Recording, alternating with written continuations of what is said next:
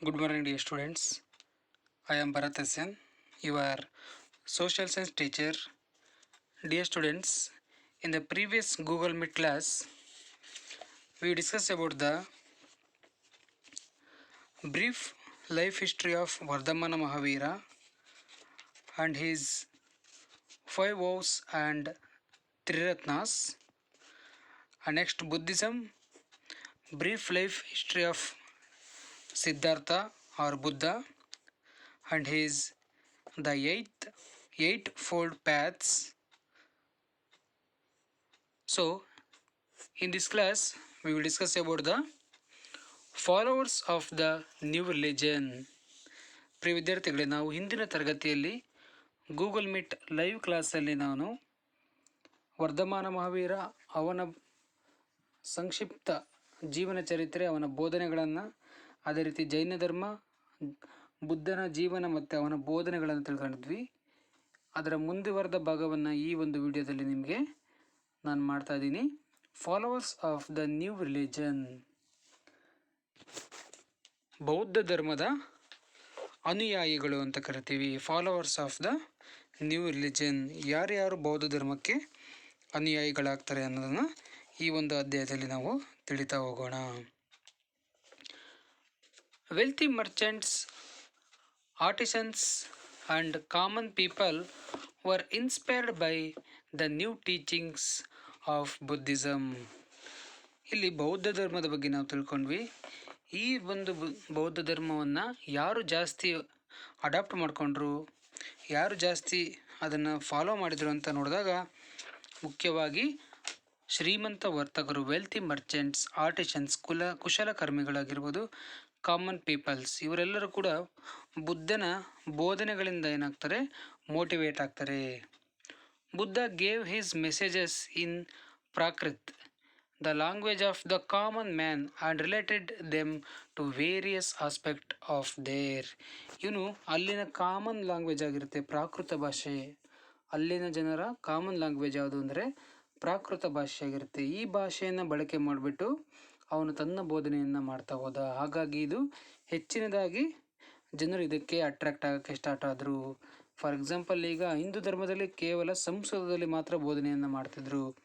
ಆದರೆ ಎಲ್ಲರಿಗೂ ಸಂಸ್ಕೃತವನ್ನು ಓದೋದಕ್ಕೂ ಅವಕಾಶ ಇರಲಿಲ್ಲ, ಅವ್ರಿಗೂ ತಿಳಿತನೂ ಇರಲಿಲ್ಲ. ಈ ಒಂದು ಬುದ್ಧನ ಕಾಲದಲ್ಲಿ ಬುದ್ಧ ಯಾವುದು ತನ್ನ ಮೆಸೇಜಸ್ಗಳನ್ನು, ಬುದ್ಧ ಗೇವ್ ಹಿಸ್ ಮೆಸೇಜಸ್ ಇನ್ ಪ್ರಾಕೃತ ಲ್ಯಾಂಗ್ವೇಜ್, ಪ್ರಾಕೃತ ಭಾಷೆಯಲ್ಲಿ ತನ್ನ ಬೋಧನೆಯನ್ನು ಮಾಡೋದ್ರಿಂದ ಇದು ಹೆಚ್ಚಿನದಾಗಿ ಸ್ಪ್ರೆಡ್ ಆಯಿತು ಅಂತ ನಾವು ಹೇಳ್ಬೋದು.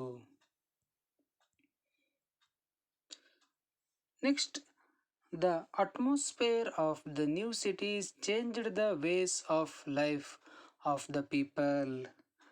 The new religions became a ray of hope in the changed circumstances. Buddhism especially took on a new role of transforming the lives of people. ಇಲ್ಲಿ ಏನಾಯಿತು ಅಂದರೆ, ಹೊಸ ವಾತಾವರಣಗಳ ನಿರ್ಮಾಣ ಆಗ್ತವೆ, ಹೊಸ ನಗರಗಳ ವಾತಾವರಣ ನಿರ್ಮಾಣ ಆಗಿ ಜನರು ತಮ್ಮ ಜೀವನದಲ್ಲಿ ಹಲವಾರು ಬದಲಾವಣೆಗಳನ್ನು ಮಾಡ್ಕೊಳ್ಳೋದಕ್ಕೆ ಆರಂಭ ಮಾಡ್ತವೆ. ಈ ಒಂದು ಅದಕ್ಕೆ ಜೊತೆಯಾಗಿ ಬೌದ್ಧ ಮತ್ತು ಜೈನ ಧರ್ಮಗಳು ಆ ಜನತೆಗೆ ಹೊಸ ಒಂದು ದಾರಿಯನ್ನು ನೀಡುತ್ತೆ ಅಂತ ಹೇಳ್ಬೋದು. ಅವ್ರಿಗೇನೋ ಒಂದು ಹೊಸ ಒಂದು ನಂಬಿಕೆ ಆಗಿರ್ಬೋದು, ಹೊಸ ದಾರಿಯನ್ನು ತೋರಿಸ್ತವೆ. ಅವರ ಜೀವನದಲ್ಲಿ ಹೊಸ ಒಂದು ಪಾತ್ರವನ್ನು ವಹಿಸುತ್ತೆ ಅಂತ ನಾವು ನೋಡ್ಬೋದು. ಇದು ಆಫ್ಘಾನಿಸ್ತಾನ ಆಗಿರ್ಬೋದು, ಟಿಬೆಟ್ ಆಗಿರ್ಬೋದು, ಬರ್ಮಾ, ಚೀನಾ, ಜಪಾನ್, ಈ ಎಲ್ಲ ಭಾಗಗಳಲ್ಲಿ ಏನಾಗುತ್ತೆ, ಈ ಒಂದು ಬುದ್ಧಿಸಮ್ ಅಂತಕ್ಕಂಥದ್ದು ಸ್ಪ್ರೆಡ್ ಆಗ್ತಾ ಹೋಗುತ್ತೆ. Next, Buddha and his followers visited Kosala, Magadha and many cities on the Gangetic plain and spread his messages there. ಇಲ್ಲಿ ಬುದ್ಧ ಮತ್ತು ಅವನ ಫಾಲೋವರ್ಸ್ ಏನು ಮಾಡ್ತಾರೆ, ಕೋಸಲ, ಮಗಧ, ಗಂಗಾ ನದಿಯ ಬಯಲು ಪ್ರದೇಶದಲ್ಲಿ ಇನ್ನು ಹಲವಾರು ಪ್ರದೇಶಗಳಿಗೆ ಭೇಟಿ ಕೊಟ್ಬಿಟ್ಟು ಬೌದ್ಧ ಧರ್ಮದ ಬೋಧನೆಗಳನ್ನು ಮಾಡ್ತಾ ಹೋಗ್ತಾರೆ. ಆ ವಿಚಾರಗಳನ್ನು ಪ್ರಚಾರ ಮಾಡ್ತಾ ಹೋಗ್ತಾರೆ. They walked from one city to and devoted their lives for others. ಇಲ್ಲಿ ಒಂದೂರಿಂದ ಇನ್ನೊಂದೂರಿಗೆ ಏನು ಮಾಡ್ತಾರೆ, ಪ್ರಯಾಣ ಮಾಡ್ತಾ ಮಾಡ್ತಾ ತಮ್ಮ ಜೀವನವನ್ನೇ ಅವರ ಒಂದು ಬೋಧನೆಯ ಪ್ರಚಾರಕ್ಕೋಸ್ಕರ ಮುಡಿಪಾಗಿಡ್ತಾರೆ ಈ ಫಾಲೋವರ್ಸ್ ಅಂತ ನಾವು ನೋಡ್ಬೋದು. Next, Mahaparinirvana. That means in his 18th year, Buddha's glorious life of selfless service came to an end at Kushinagar. This has been called Mahaparinirvana.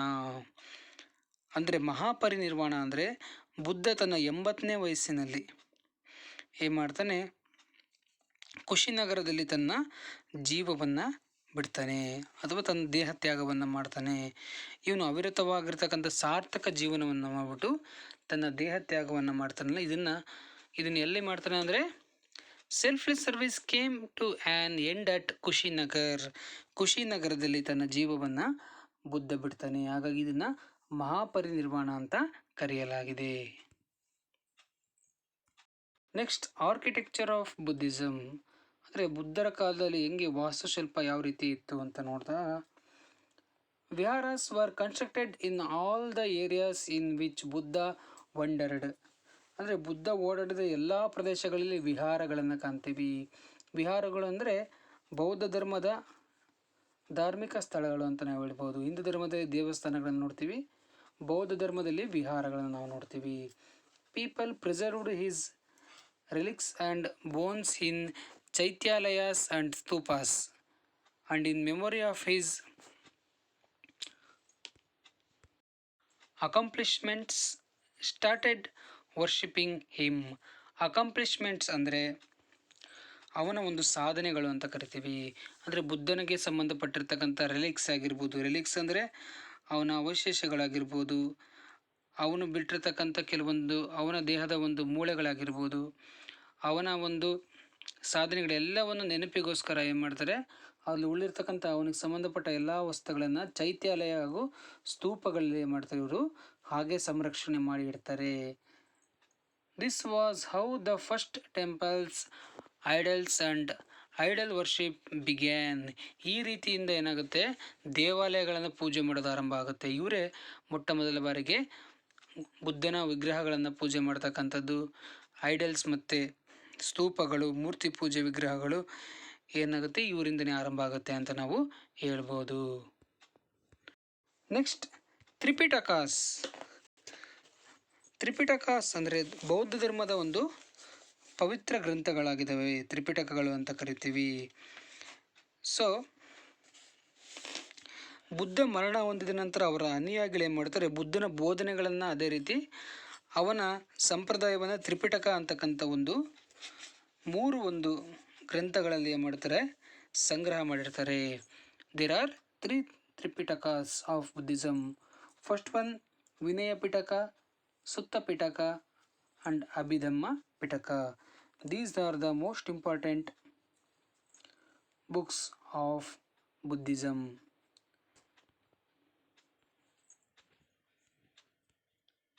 Next, branches of Buddhism.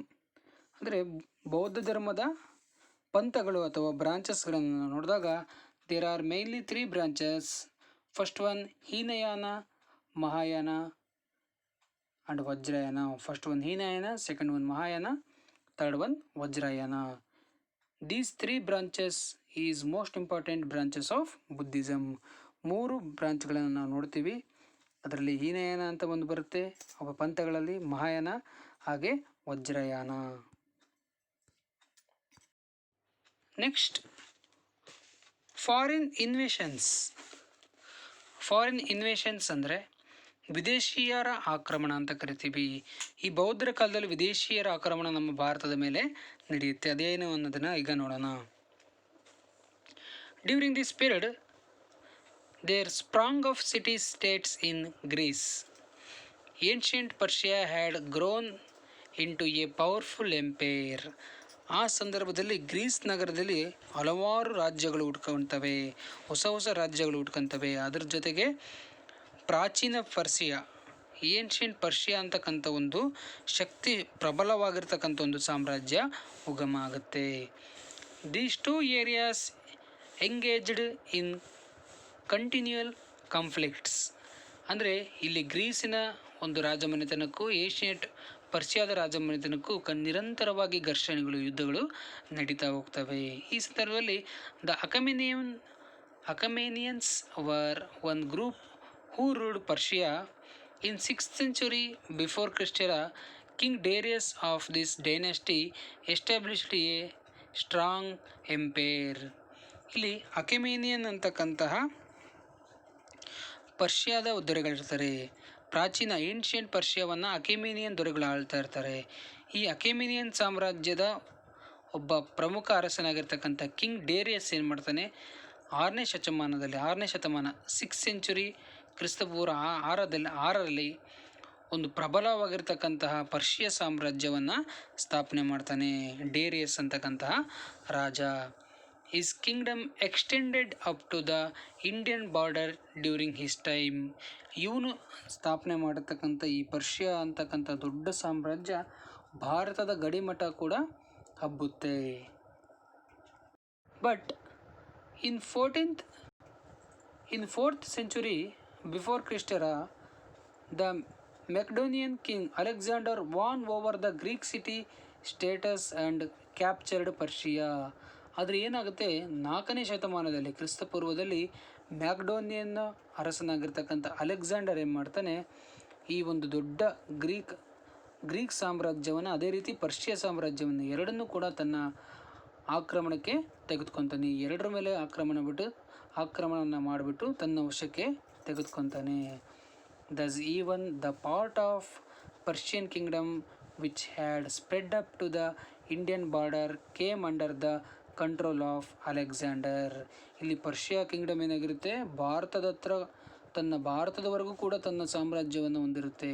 ಇಂಥ ದೊಡ್ಡ ಸಾಮ್ರಾಜ್ಯ ಅಲೆಕ್ಸಾಂಡರಿನ ವಶಕ್ಕೆ ಬರುತ್ತೆ. After over powering Persia, Alexander entered India through the passes in Kandahar and Hindu. ಇಲ್ಲಿ ಏನು ಮಾಡ್ತಾರೆ ಅಂದರೆ, Alexander ಈ ಪರ್ಷಿಯಾ ಸಾಮ್ರಾಜ್ಯವನ್ನು ವಶಪಡಿಸ್ಕೊತಾನೆ. ಅದಾದ ನಂತರ ಇವನು ಭಾರತಕ್ಕೆ ಕೂಡ ಆಗಮನ ಮಾಡೋಕ್ಕೆ ಆರಂಭ ಮಾಡ್ತಾನೆ. ಭಾರತದ ಕೆಲವೊಂದು ಪ್ರದೇಶಗಳನ್ನು ಆಕ್ರಮಣ ಮಾಡೋದಕ್ಕೆ. After over powering Persia, Alexander entered India through the passes in Kandahar and Hindu Kush. Kandahar ಮತ್ತು ಹಿಂದೂ ಕುಶ್ ಮೂಲಕ ಭಾರತಕ್ಕೆ ಕೂಡ ಏನು ಮಾಡ್ತಾನೆ, ಅಲೆಕ್ಸಾಂಡರ್ ಆಕ್ರಮಣವನ್ನು ಮಾಡಿಬಿಟ್ಟು ಭಾರತವನ್ನು ಕೂಡ ವಶಪಡಿಸ್ಕೊಳ್ಳೋದಕ್ಕೆ ಅವನು ಪ್ರಯತ್ನವನ್ನು ಮಾಡ್ತಾನೆ.